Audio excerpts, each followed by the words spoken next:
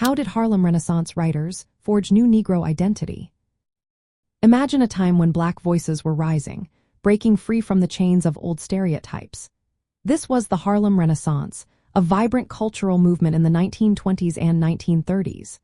Writers during this era played a key role in shaping a new identity for Black Americans, known as the New Negro. They rejected the outdated images of Black people as submissive and inferior. Instead, they embraced assertiveness, self-confidence, and racial pride. Alain LeRoy Locke was a significant figure in this transformation. In his 1925 anthology titled The New Negro, he gathered works from influential writers like Langston Hughes, Zora Neale Hurston, Kunti Cullen, Claude McKay, and Jean Toomer. Locke described the New Negro as someone who demanded civil rights, artistic freedom, and social equality. This was a stark contrast to the Old Negro, which was shaped by negative myths of Black inferiority. Harlem Renaissance writers broke traditional white aesthetic standards. They focused on personal self-expression and literary experimentation. Their works highlighted the richness of Black life, moving beyond simplistic stereotypes. They addressed the realities of racism and the quest for dignity and equality. The movement was fueled by historical events like the Great Migration.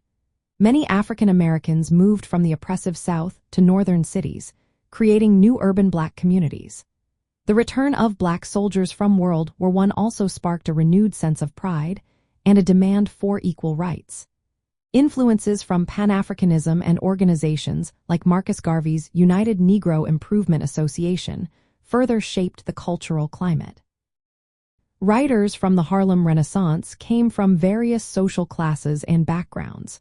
While many represented middle-class aspirations, figures like Langston Hughes gave voice to the working-class experience. This broadened the scope of the New Negro identity. The Harlem Renaissance also included contributions from Black queer writers and artists. Despite societal pressures, they influenced the movement's cultural expression and expanded the understanding of Black identity. Harlem became a symbol of this cultural rebirth, but the New Negro identity reached far beyond the neighborhood. It influenced Black writers and artists across the United States and even internationally, including in Africa and the Caribbean. In essence, Harlem Renaissance writers forged the New Negro identity by creating literature and art that asserted Black dignity. They challenged racial stereotypes, celebrated cultural heritage, and demanded social and political equality. This movement reshaped how Black Americans viewed themselves and how they were perceived by others.